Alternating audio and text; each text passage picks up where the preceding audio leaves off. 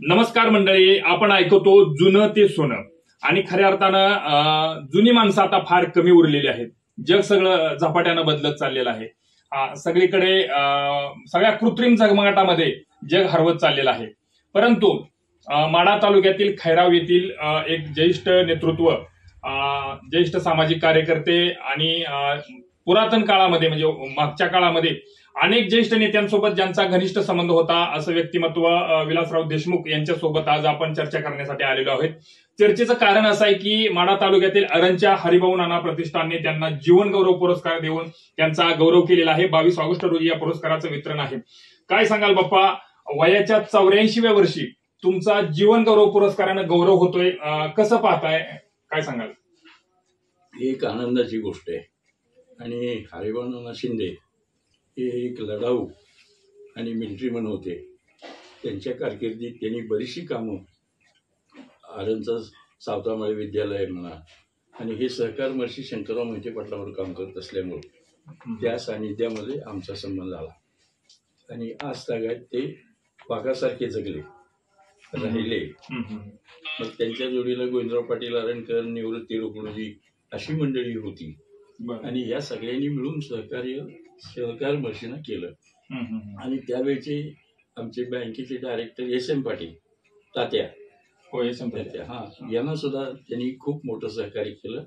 आमदार करण्यामध्ये सिंहाचा वाटा सहकार महर्षी मोहिते पाटलांचा आहे.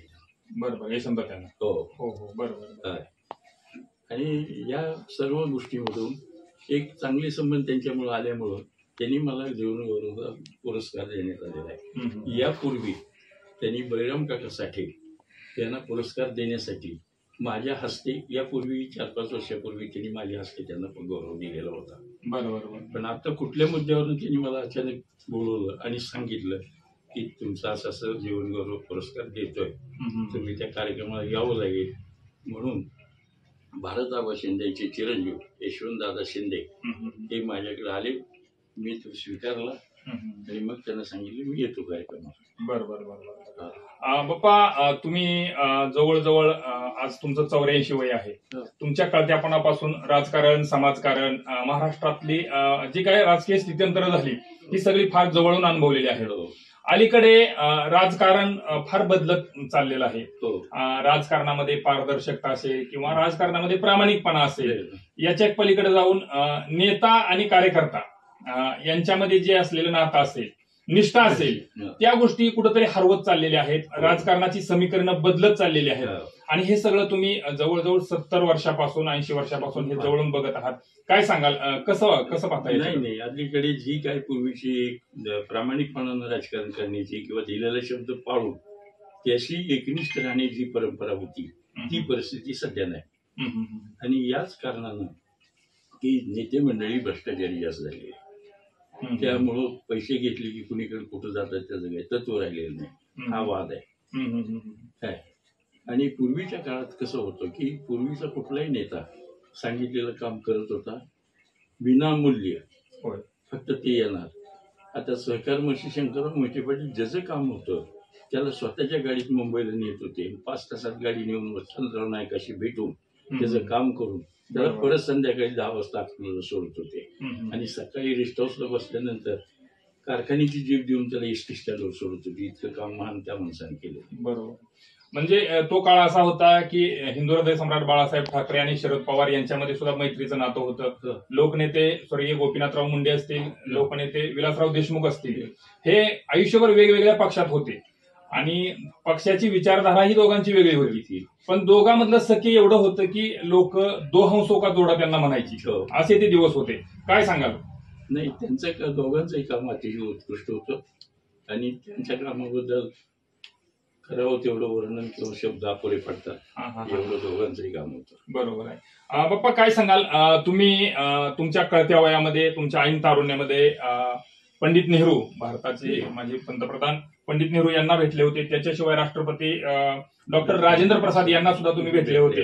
कसा अनुभव होता तो आणि काय प्रसंग होता, काय सांगा? नाही, त्यावेळेला आपल्याकडे ज्युवेरी कलेक्टर होते आणि यशवंतराव चव्हाण मुख्यमंत्री होते. त्यांनी शेतकरी मेळावा हा सोलापूरला घेतला होता. बरोबर. आपला निळा शर्ट आणि निळी टोपी. बरं. त्या कार्यक्रमाला आम्ही रेल्वेने गेलो होतो सोलापूरला. बर बर. मग झवेरी कलेक्टरने साधारण किती साली? 60 साली 1960 साली. बर बर. आणि त्यावेळेला त्यांनी की झवेरी कलेक्टरने सांगितले की शेतकऱ्याची सहल आणि शेतकऱ्यांच्या सहलीमधून मार्गदर्शन व्हावं शेतीचं या दृष्टीने त्यांनी ऑल इंडिया सफर काढली आणि ती फक्त किती 220 रुपयात. बरोबर. जेवण खाण सगळं त्यात आणि मग भाकरा नांगल धरण असेल काय या सगळ्या गोष्टी काय. मग त्यात तीर्थक्षेत्रे होती गोकुळ वृंदावन मथुरा ऋषिकेश लक्ष्मीमंजोला हे सुद्धा आम्ही पाहिलं. म्हणजे दोन्ही. आणि 26 जानेवारी 1961 इलिझाबेथ राणी भारतात आल्या होत्या. त्यांच्या हस्ते ध्वजारोहण झालं होतं इंग्लंडच्या काय. तर आम्ही दिल्ली 10 दिवस होतो. त्यावेळेचे खासदार बाळासाहेब मोरे तायापरी सोनवणे ही मंडळींनी आमची सगळी व्यवस्था सुरू केली होती. इंदिरा गांधी आणि त्यांना पाहण्यासाठी जवळच्या ब्लॉकमध्ये काय आम्हाला कशी व्यवस्था करता येईल की तिथून जवळ अंतरावर त्यांना पाहता येईल ही सगळी व्यवस्था त्यांनी केली होती. आता बाळासाहेब माने जरी विरोधी पक्षाचे खासदार होते पण स्वभावाने सगळीच गोष्टी व्यवस्थितपणे सांगणारा आणि कुठल्याही निवडणूक त्यांच्या काळामध्ये कुठलाही पैसा न खर्च करता होत होती. आणि भाईराव सारखा माणूस पंढरपूरचा एक आमदार हा निस्ता भाषणावर आमदार. काँग्रेस बबनराव बडवे भाऊराव जोशी तात्यासाहेब गुर्जर हे रती महारथी असताना सुद्धा भाषणावर निसता भाईराव हा चेकापाचा आमदार. काय म्हणजे हा जो एक प्रकार आहे माणसाचा वागण्याचा खर्च. आणि मग ते वातावरण बदलण्यासाठी यशवंतराव चव्हाणांनी पुढे औदुंबर पाटलाला 1962 साली तिकीट दिलं आणि वातावरण बदललं. मला वाटतं 1968 साली इंदिरा गांधी आपल्या दक्षिण सोलापूरच्या दौऱ्यावर होत्या. 72 साली तत्कालीन पंतप्रधान त्यावेळेला पंतप्रधान होते. तत्कालीन पंतप्रधान इंदिरा गांधी आपल्या जिल्ह्याच्या दौऱ्यावर होत्या आणि तुम्ही त्या दौऱ्याला म्हणजे त्या असणाऱ्या कार्यक्रमासाठी गेलेले होते. कुणासोबत गेला होता? कसा अनुभव होता? काय काय त्यावेळेला सहकार वर्षी शंकरराव मोहिते पाटील त्यावेळेला सांगोलीचे आमदार काकासाहेब सावंके शिवदास कुंभार आणि मी एकाच गाडीत त्यांच्याकडे गेलो होतो. म्हणजे शंकरराव मोहिते पाटलांच्या गाडीत. आणि त्यामुळं आम्हाला नेताच आमचा मोठा होता की त्याच्यामुळं आम्हाला जास्त हे होत नव्हतं. होय. बरोबर. तुमचं यशवंतराव मोहिते असतील वसंतराव नाईक असतील यांच्यासोबतही संबंध होते. तुमची उठबस असायची. सामान्य कार्यकर्त्याची कामं तुम्ही थेट त्यांच्यापर्यंत घेऊन जायचे. कसं तुमचे म्हणजे त्यांच्यासोबत कसे संबंध होते? त्यांचा कसा प्रतिसाद असायचा? कसं वातावरण होतं ते? त्यावेळेला बाळासाहेब देसाईंच्या मार्फत त्यावेळेला रेव्हेन्यू मिनिस्टर होते. बरोबर. मी त्या जवळ हायस्कूलची जमीन दिली ती 22 जुलै 1967 ला दिली. गव्हर्नमेंटने खास बाब म्हणून सूट दिली कायद्यात. बरोबर. आणि त्या दिवसापासून 10 मार्चला बाळासाहेब देसाईंचा वाढदिवस असायचा. त्यावेळेला सकाळी मी साहेबांना हार घालायला गेलो तर साहेब काय त्याच वेळेला सकाळी सांगणार तू संध्याकाळी जेवायला माझ्याकडे. आणि डायनिंग टेबलवर शेजारी बसून मला जेवण स्वतःची म्हणजे हे करत होते. म्हणजे कोण? बाळासाहेब देसाई. बरोबर. आणि त्याच वेळेला त्यांची मुलं अशोकराव असतील, जयसिंगराव, शिवाजीराव, पुन्हा अरुणराव, शरदराव. तर शिवाजीरावचे वडील म्हणजे मुलगा म्हणजे शंभूराज देसाई. बरोबर. सध्या मिनिस्टर आहेत ते. शंभूराज देसाई. बरोबर. आणि त्यांचा मुलगा यशराज. तेव्हा त्या लग्नाला गेलो होतो आपण. बरोबर. पत्रिका असल्यामुळे. आणि त्या घराच्या आधी माझे चांगले संबंध आहे. बरोबर. आणि 4 नंबरचे अरुणराव देसाई ही सहकार मशी मोहिते पाटलांची जावई.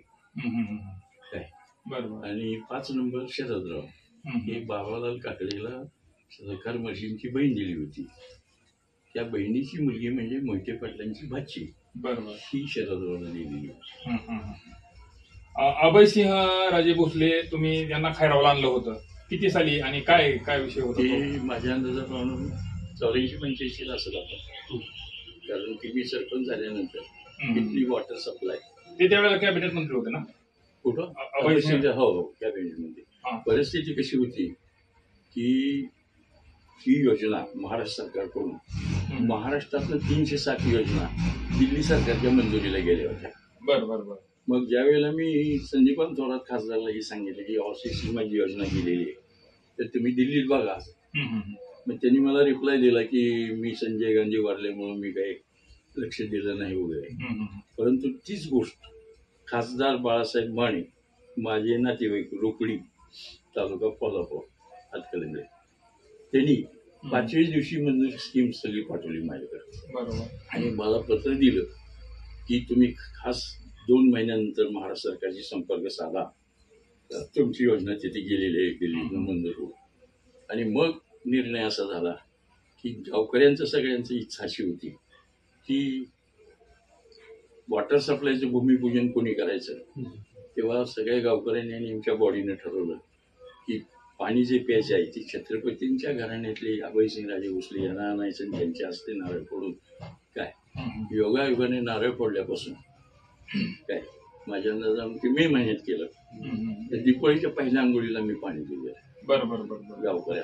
त्याच्याशिवाय सहकार महर्षी शंकरराव मोहिते पाटील असतील किंवा लोकनेते बाबुराव पाटील असतील यांच्यासोबत तुमचे फार जवळचे स्नेहसंबंध होते. त्यांच्यासोबत तुमची उठबस असायची.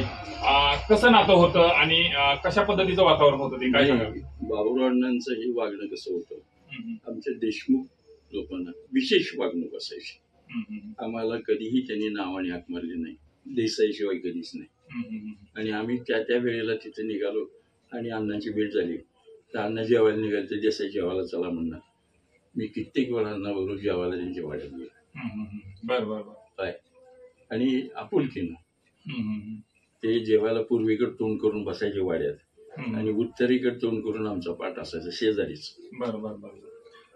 याशिवाय शंकरराव मोहिते पाटील यांच्याशी सुद्धा तुमचे स्नेहसंबंध होते आणि उठबस असायची, जाणं येणं असायचं. मग अलीकडचं जे राजकारण बदललंय की राजकारणात आज या पक्षात उद्या त्या पक्षात काय चाललंय नेमकं म्हणजे कसं पाहताय? नाही हे या देशाचं किंवा महाराष्ट्राचं त्यामध्ये वाटोळ होण्याचं काम चालू आहे. म्हणजे फोडाफोडी तोडातोडी अतिशय चुकीचं आहे. आणि प्रत्येक माणसानं निष्ठेनं कुठल्याही पक्षात राहा बरोबर निष्ठेने काम केलं पाहिजे. बरोबर. काय 1972चा जो दुष्काळ होता म्हणजे तो काळ तुम्ही फार जवळून बघितलेला आहे. तुमच्या कळत्यापणामध्ये बघितलेला आहे. कसं पाहताय म्हणजे कसा होता काळ तो? म्हणजे काय नाही त्या काळामध्ये इलेक्ट्रिक वगैरे मोटारी अशा काही गोष्टी नव्हती. त्यामुळं नदीला सुद्धा पाणी असायचं आणि फक्त अन्नधान्य नव्हतं. त्या काळात एलोमेलो हे जे धान्य मिळत होतं अमेरिकेकडून आपल्याला ते धान्य आल्यानंतर आपलं वाटप व्हायचं. आणि ते बरबडा बरबडा नावाचं गवत ते सगळं खाण्याचं काम. म्हणजे ते गवत खायची माणसं गवत नाही त्याचे बी ही दळून मकेत भाकरी करून खायची व्हायच्या. ही परिस्थिती लोकांवर होती. मग जनावरांचं कसं हाल होतं त्या काळात? जनावरांना वैरणच नव्हती. पण जनावरांना वैरण नव्हती म्हणजे काय वेळेला असा प्रसंग आला की जनावरांना तोरा टाकण्याची वेळ आली.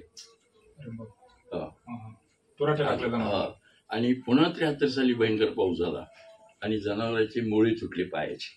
पुन्हा खायला मिळायला लागलं. पण जे त्या पिरियड मध्ये पाहिजे होते 1 वर्षभर मिळालं नाही. आपण जसं एखाद्या माणसाला रोग झाल्यानंतर एकदम जर चांगला झाला जेवण देतो त्याचा परिणाम असा आहे की ती लवकर संपतोय. बरोबर. काय त्याला भान राहत नाही किती खावं ते. तशी परिस्थिती जनावरांची झाली. बरोबर. एकंदर आता आपण आपल्या तालुक्याकडे येऊया. माढा तालुक्याचं जे राजकारण आहे ते आता एका नव्या वळणावर येऊन थांबलेलं आहे. मागची पिढी जी तुमच्या काळातली जी पिढी होती ती पिढी कुठंतरी आता पाठीमागून मार्गदर्शकाच्या भूमिकेमध्ये आहे. नवीन नेतृत्व पुढे येत आहेत आणि नवीन नेतृत्व निवडणुका लढवण्यासाठी इच्छुक आहेत. कसं पाहताय? काय सांगाल? नाही नवीन नेतृत्वाने त्यांनी काय आपल्याकडे पूर्वी कसं होतं काँग्रेस पक्षात की कुठल्याही माणसाला 10-5 वर्ष सेवा करायची, काम सार्वजनिक करायची, त्याला आवड करून द्यायची, त्यातली माहिती द्यायची. त्यावेळेला त्याला पुढारी करत होते. आता कसं आहे 2 पैसे झाले त्यांनी पोस्टारचे कपडे वापरले, दाढी घुटून आली की झाली पुढारी. काम काय त्याचं? बरोबर. आणि आता जी गावोगाव फिरतात माणसं त्याचं समाजासाठी गावासाठी काय काम आहे, योगदान काय त्याच्याजवळ काय हेच नाही, उत्तर ह्या गोष्टीला मूल्य राहिलं नाही अलीकडे. बरोबर. आणि मग आता काय होतंय हे जे लोक आहेत त्यानं पैशाच्या जोरावर कोणीतरी आपलंसं करायचं आणि उभं फिरायला लावायचं. पण तो माणूस जो फिरतोय पैशाच्या घेऊन काय त्या पैशाच्या व्हॅल्युएशन मध्ये त्याच्या मागे 10 मतं नसतात. बरोबर. काय त्यामुळे त्याचं कामच नाही. तुम्ही सार्वजनिक कामामध्ये तर आपण बघितलं हे होते माढा तालुक्यातील खैरावचे विलासराव देशमुख बाप्पा, ज्यांचं 84 वर्षाचं कृतार्थ आयुष्य आज त्यांना जीवन गौरव पुरस्कार घोषित झाल्यामुळं कृतार्थ झाल्याची भावना त्यांनी व्यक्त केलेली आहे. याच्याशिवाय त्यांच्या आयुष्याच्या पोतडीत जे काही सुख दुःख तत्कालीन जीवनपट सगळा त्यांनी आपल्यासमोर खुला केलेला आहे. म्हणजे यशवंतराव मोहिते यांच्यासोबत असलेले स्नेहसंबंध असतील, भारताचे तत्कालीन पंतप्रधान पंडित नेहरू, तत्कालीन राष्ट्रपती डॉक्टर राजेंद्र प्रसाद यांच्यासोबत झालेली भेट असेल, अशा फार त्या काळातल्या काही आठवणी त्यांनी आपल्यासोबत सांगितलेल्या आहेत. लोकनेते बाबुरावांना पाटील असतील, सहकार महर्षी शंकरराव मोहिते पाटील असतील, यांच्या काळातलं त्यांच्यासोबत त्यांनी काम केलेलं आहे. त्यावेळेचं राजकारण कसं होतं, त्यावेळच्या राजकारणात कशी खेळीमेळीची परंपरा जपली जायची तेही सांगितलेलं आहे.